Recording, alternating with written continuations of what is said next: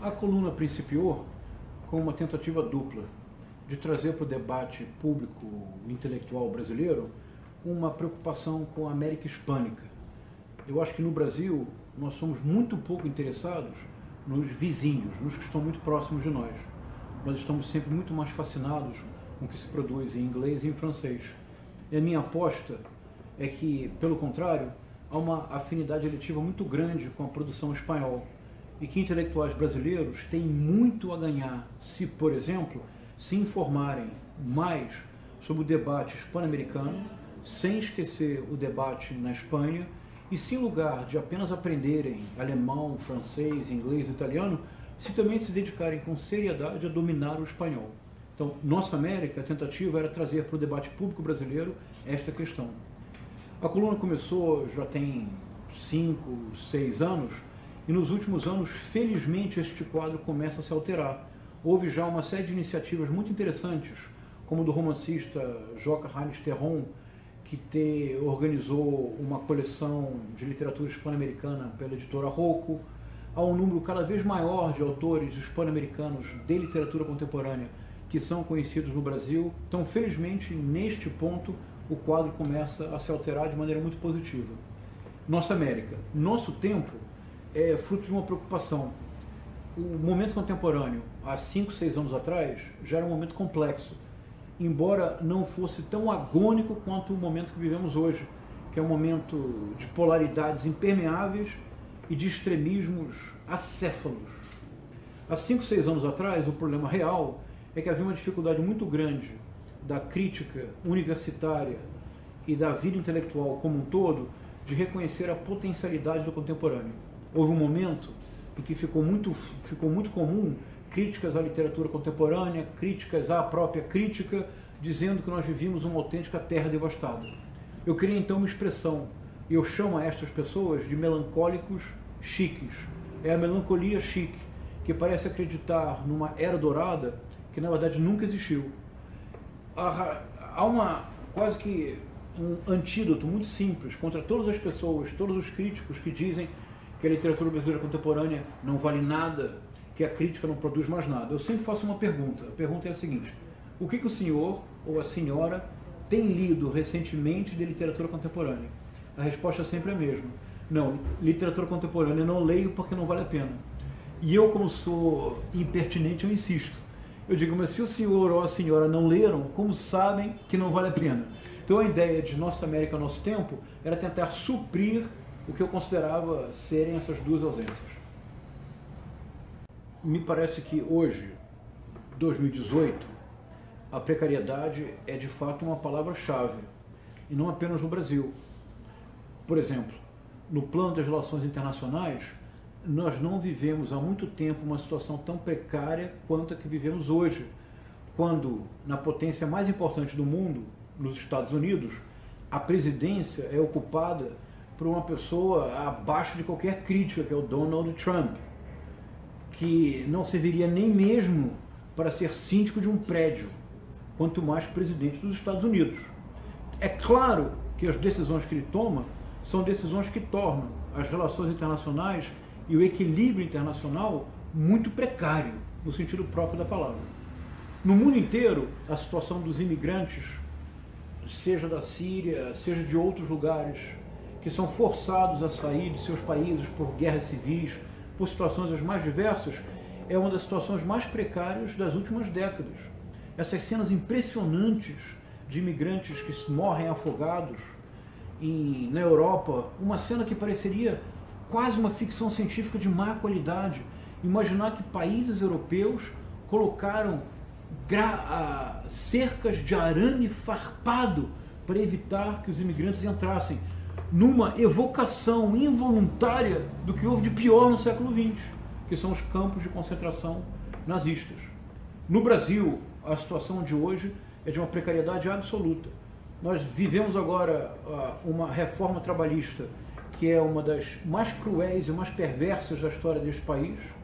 Do ponto de vista da educação, do ponto de vista da ciência e da tecnologia, o atual governo sistematicamente corta recursos e tem uma visão que é uma visão absolutamente anacrônica e que pode condenar o futuro da ciência e da tecnologia no país.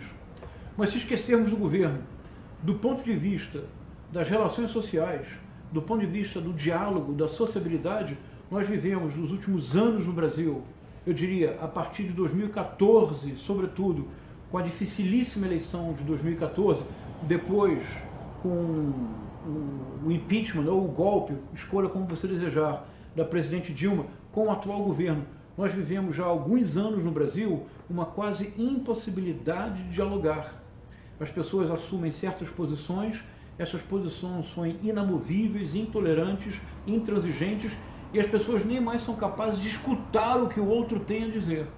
Neste sentido, todo o aspecto característico das redes sociais em todo o mundo, autocentramento, solipsismo, criação de bolhas virtuais, no Brasil de hoje, todas essas características foram levadas a uma proporção absolutamente surpreendente. Então os tempos são muito precários. O que é necessário? Mais do que nunca, insistir na escrita dos nossos ensaios, propor diálogos que incluam, sobretudo, aqueles que pensam de forma oposta à nossa, retomando uma tradição fundamental. Não há diálogo se não houver diferença. O que tem acontecido hoje no Brasil, mas não apenas no Brasil, no mundo inteiro, em boa medida pela dinâmica própria das redes sociais, é que nós temos monólogos coletivos, em que todos reproduzem as mesmas ideias, reiteram os mesmos pontos e, sobretudo, não são mais capazes de ler nem de escutar nada que não seja espelho. A precariedade é grande. A única possibilidade, creio, então não digamos a única, a alternativa que eu sigo é, de maneira anacrônica, deliberadamente anacrônica, insistir no diálogo, insistir no exercício crítico, insistir na escrita ensaística como uma forma de criar pontos e estabelecer diálogos. Isto é, eu sou um velhinho anacrônico. Essa é uma prática que há muito tempo eu já exerço.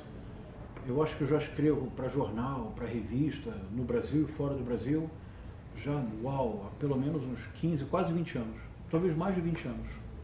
No início foi um exercício difícil, porque ao contrário do que se diz, quando você escreve para um jornal de grande circulação, que liga para você ao meio-dia e pede um texto para as 6 horas da tarde, com exatos, imaginemos, 2.960 caracteres, que é o espaço que eu disponho para a coluna mensal que eu mantenho na revista Veja.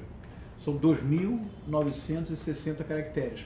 Não podem ser 2.961 caracteres, porque estoura o espaço já previamente diagramado. No início, o exercício foi muito difícil. Com o passar do tempo, na prática, eu aprendi, ou pelo menos creio ter aprendido, que a minha escrita ensaística e que o meu texto acadêmico ganhou muito pela necessidade da concisão e pelo, digamos, o aparar de gorduras que são muito presentes no texto acadêmico. Então, do ponto de vista puramente estilístico, escrever para a imprensa com constância foi um exercício para mim muito importante. Do ponto de vista, isso é mais, para mim foi mais decisivo. Escrever para a imprensa obriga a quem o faz a constantemente ampliar o seu repertório de leituras. Quando me convidam para escrever a resenha de um livro X, muitas vezes é um livro que eu, pelos meus gostos pessoais, não teria lido, não teria sequer procurado. Por exemplo, a Folha de São Paulo me convidou para fazer uma resenha do então último romance do Paulo Coelho, A Espiã.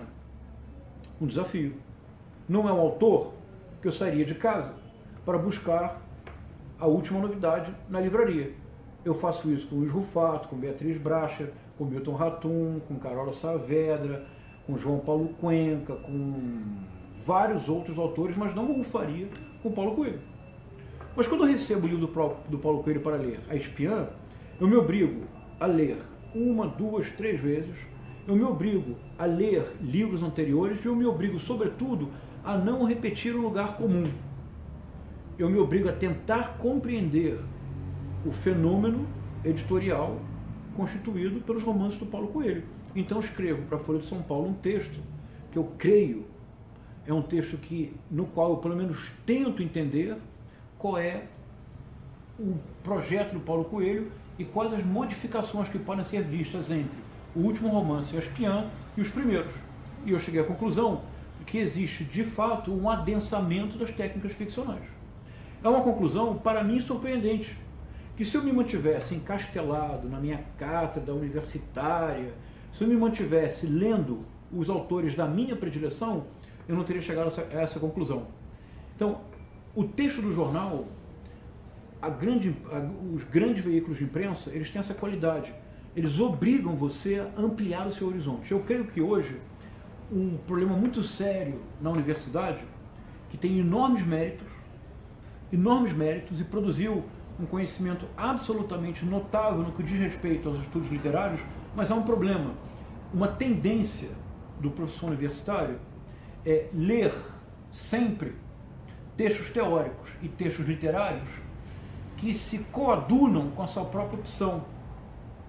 Isso leva, de maneira inadvertida, a uma reiteração constante. Então você pode pegar o texto de um teórico que você respeita, se você continua lendo o que ele escreve ao longo dos anos, no quinto livro, na página número 20, você já sabe exatamente o que você vai ler na página 347. Isso ocorre porque há uma redução, uma verticalização do plano da leitura. Eu defendo, pelo contrário, eu não quero dizer uma horizontalidade, porque pode parecer superficial, mas eu defendo que o intelectual precisa, assim como todo artista, renovar periodicamente o seu repertório. É a única forma de manter os olhos bem abertos para aquilo que é diferente do seu próprio gosto, das suas próprias inclinações. Então, a esquizofrenia produtiva, esse ser poliglota no mesmo idioma, é, na verdade, uma recuperação da tradição retórica. Na tradição retórica, isto é, da Grécia clássica até o século XVIII, o homem de letras, ele era um mestre de uma tecnologia própria, a tecnologia do alfabeto, porque etimologicamente literatura vem do latim litera, assim como gramática vem do grego grama. Litra e grama é letra. Então, da Grécia clássica até o século XVIII, um homem de letras era alguém capaz de manipular códigos verbais através de uma tecnologia, a do alfabeto.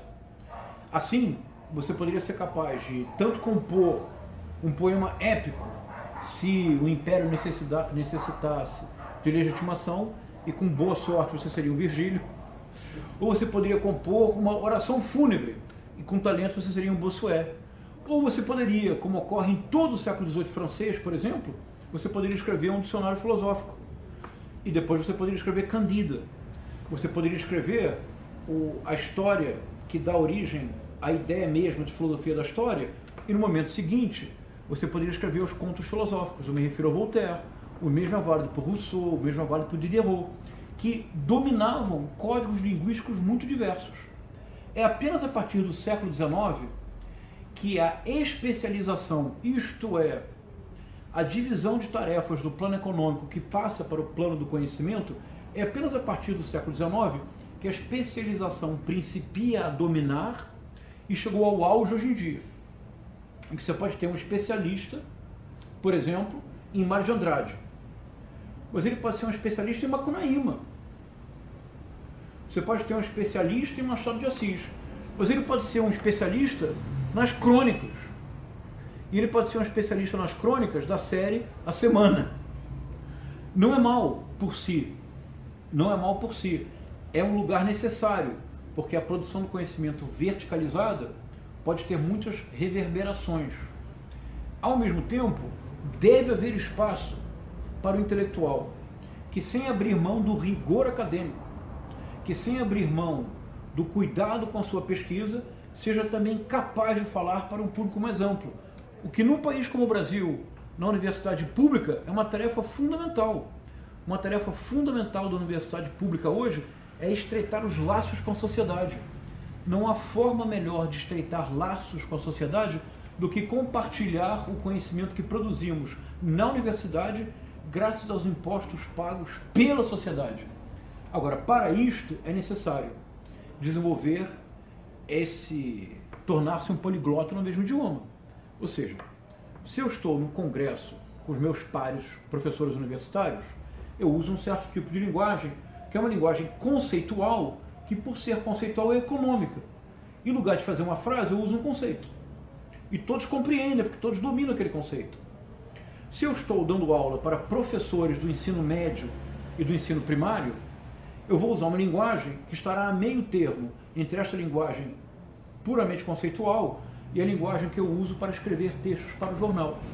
Eu devo ser capaz de transitar em vários registros do meu idioma, de forma a adaptar o meu discurso à audiência que eu tenho diante de mim. É isto que a tradução retórica fazia. Mas o mais importante, isso é fundamental, sem abrir mão do rigor na exposição da ideia e da complexidade no aprofundamento dos problemas.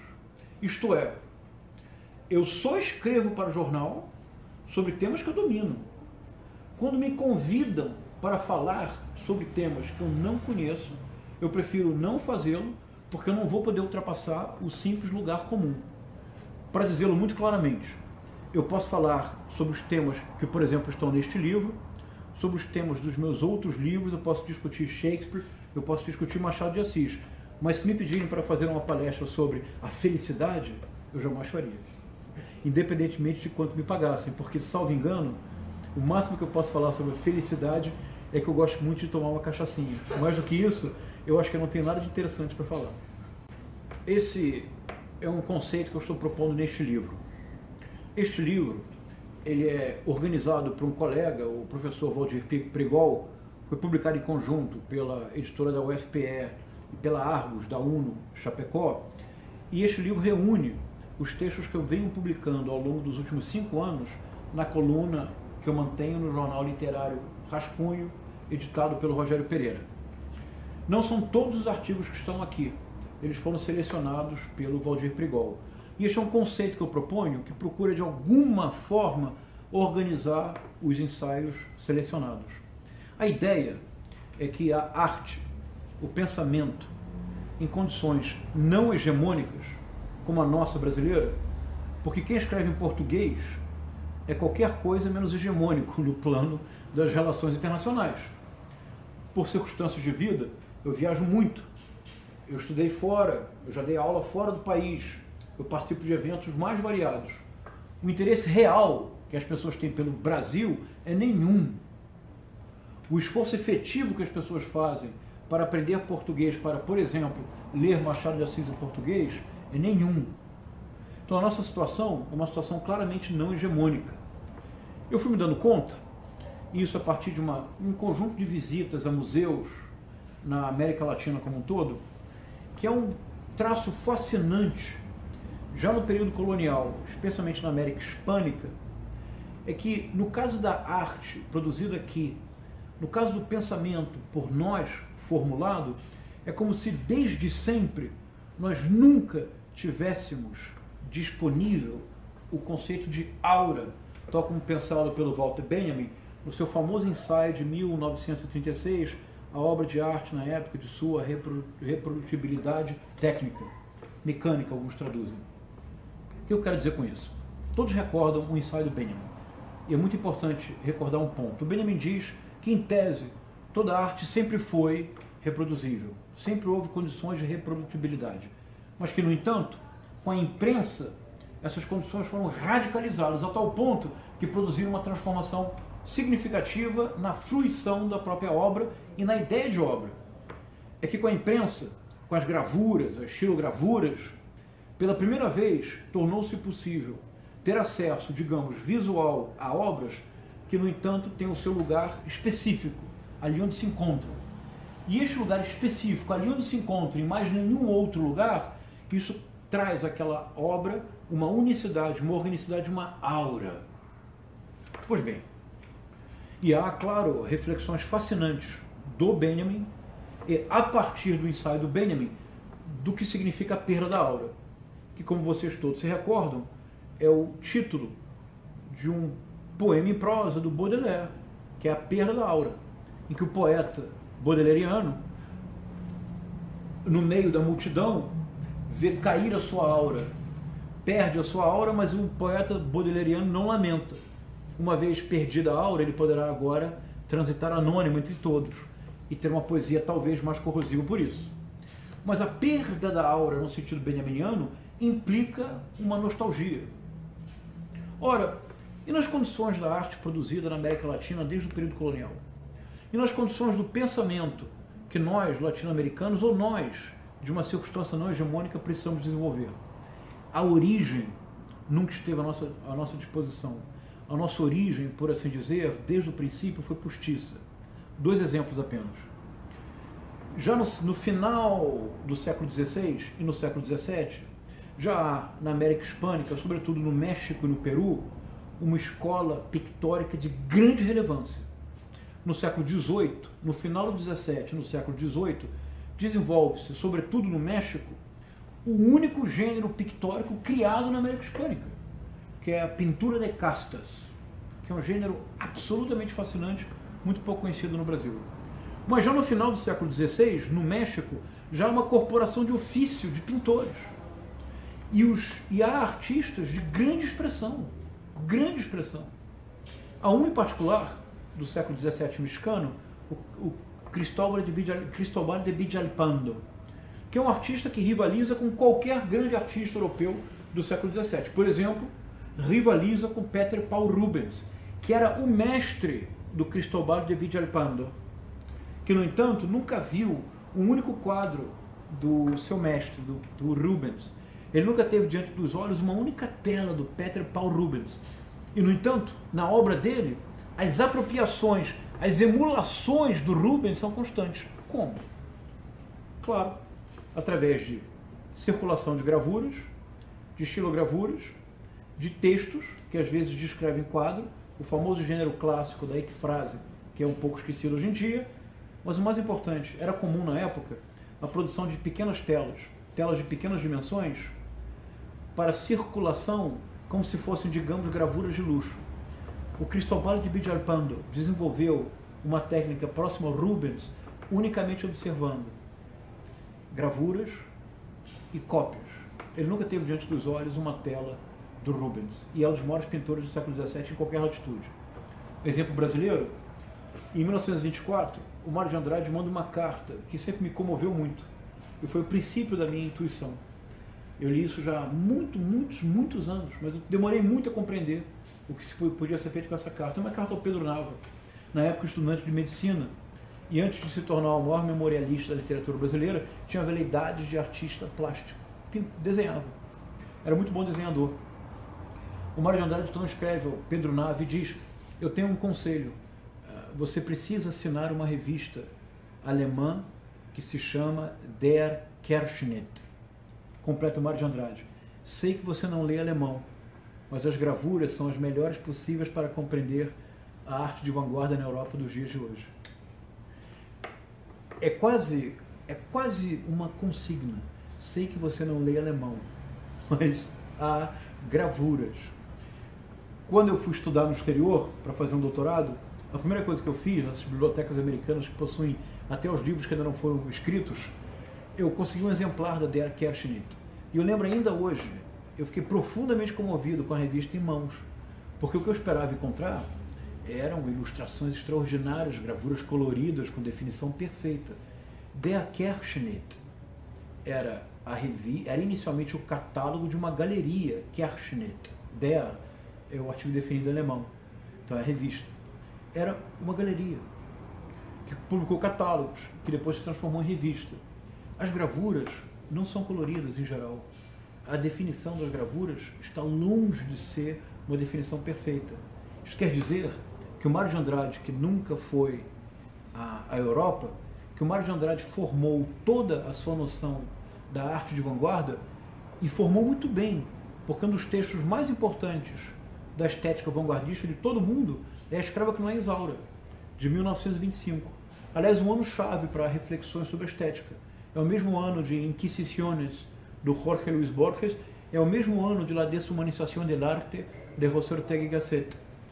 No A Escrava que Não é Isaura, há uma belíssima reflexão do Mário de Andrade sobre a arte de vanguarda, que ele só teve acesso por gravuras do catálogo de uma galeria alemã. Ora, isto quer dizer que a nossa possibilidade de pensar e a nossa possibilidade de inventar, ela desde sempre é uma possibilidade que precisa enfrentar a ausência radical de origem. A nossa arte e o nosso pensamento são desde sempre desauratizados. Por isso, leituras desauratizadas são leituras feitas destes pontos de vista. A ideia é radicalizar ao máximo e transformar o que muitos apenas veem como precariedade como estímulo para a reflexão.